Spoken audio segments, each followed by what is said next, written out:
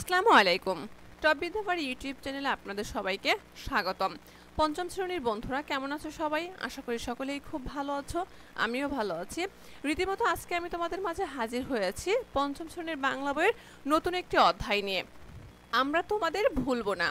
তো বন্ধুরা, আমরা কাদেরকে ভুলবো না? এখানে কিছু লোক রয়েছে, তারা হচ্ছেন শহীদ।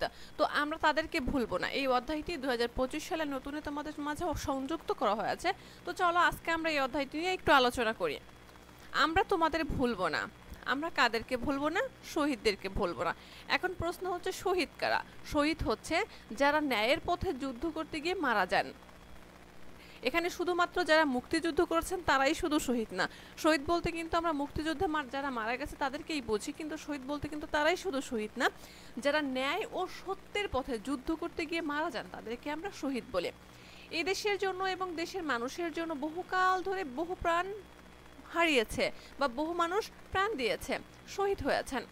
আজ থেকে প্রায় 200 বছর আগে এখানে যে শহীদ বলা হয়েছে, তো শহীদ সম্পর্কে তো বুঝলাম। এখন আছে কি, কিছু শহীদদের কথা আমাদেরকে এখানে শোনাবে। আজ থেকে প্রায় 200 বছর আগে, আজ থেকে কত বছর আগে?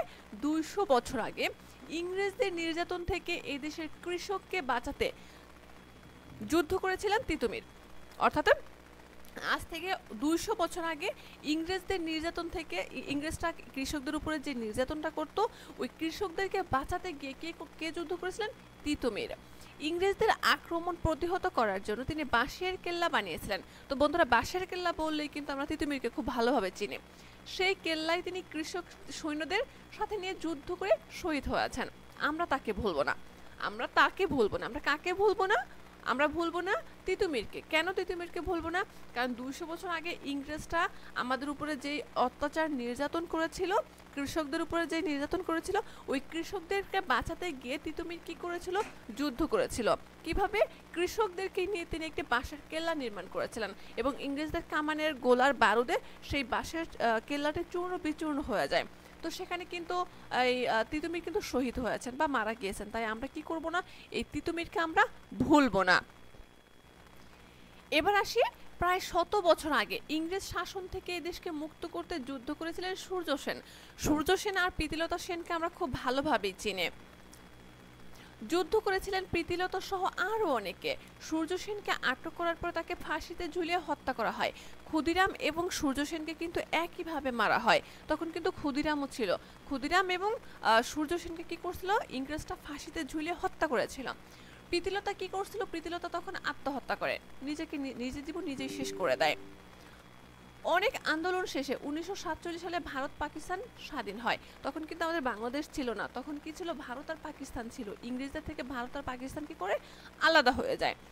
আমাদের পূর্ব পাকিস্তানের অন্তর্ভুক্ত হয়। আমরা কি হই?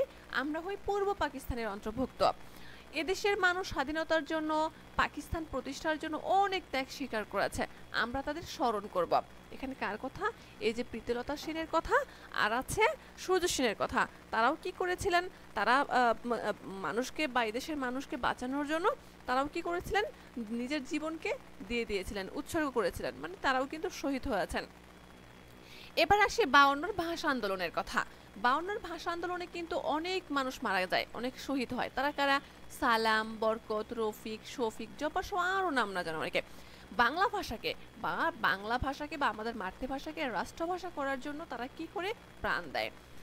তাদের স্মরণ করেই আমরা শহীদ মিনার তৈরি করি। অর্থাৎ আমরা যে শহীদ মিনার প্রতি বছর ফুল দেই, কেন দেই? তাদেরকে স্মরণ করেই কিন্তু আমরা প্রতি বছর শহীদ মিনার ফুলটা দিই। তাদের জন্যই কিন্তু এই শহীদ মিনারটা বানানো হয়েছে।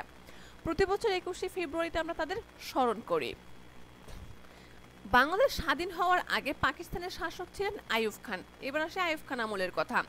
তার অত্যাচার ও নির্যাতনের বিরুদ্ধে 1969 সালের একটি গণ অভ্যুত্থান হয়, যেটাকে আমরা সবাই চিনি গণ অভ্যুত্থান নামে, 1969-এর গণ অভ্যুত্থান নামে। সেই অভ্যুত্থানে একজন ছাত্র নেতা ছিল আসাদ। পুলিশ খুব কাছ থেকে তাকে গুলি করে হত্যা করেছে। বর্তমানে আমাদের 2024 সালে যেরকম ভাবে আবু সাইদকে গুলি করা হয়েছিল, ঠিক ওই রকম ভাবে তার নামকে স্মরণ রাখতে ঢাকায় রয়েছে আসাদ গেট। মতিবুর রহমান নামে নবম শ্রেণীর একজন শিক্ষার্থীকে রাস্তায় গুলি করে হত্যা করা হয়। আনোয়ারা বেগম, আরও নাম না জানা অনেক মা ও শিশু নিহত হয়। তিনি তখন ঘরের মধ্যে বসে তার সন্তানকে খাবার খাওয়াচ্ছিলেন। ক্যান্টনমেন্টের মধ্যে আটক রেখে হত্যা করা হয় সার্জেন্ট জহুরুল হককে, যাকে আমরা সকলেই জহুরুল হক নামে চিনি।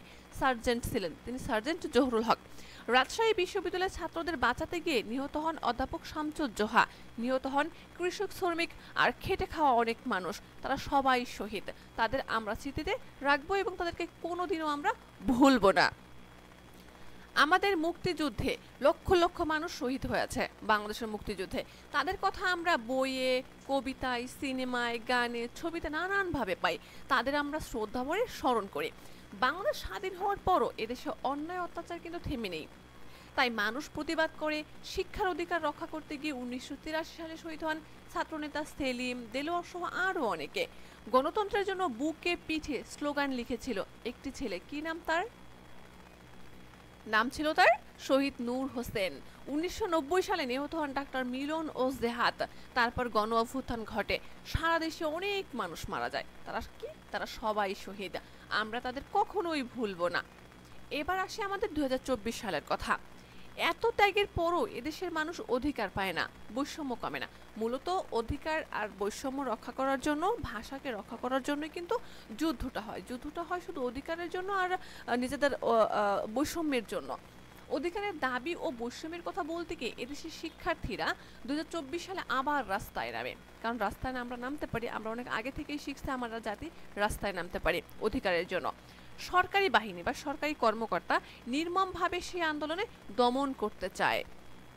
পুলিশের অত্যাচারের বিরুদ্ধে রংপুরের ছাত্রনেতা আবু সাহিদ 2 হাত প্রসারিত করে বুক পেতে দাঁড়ান।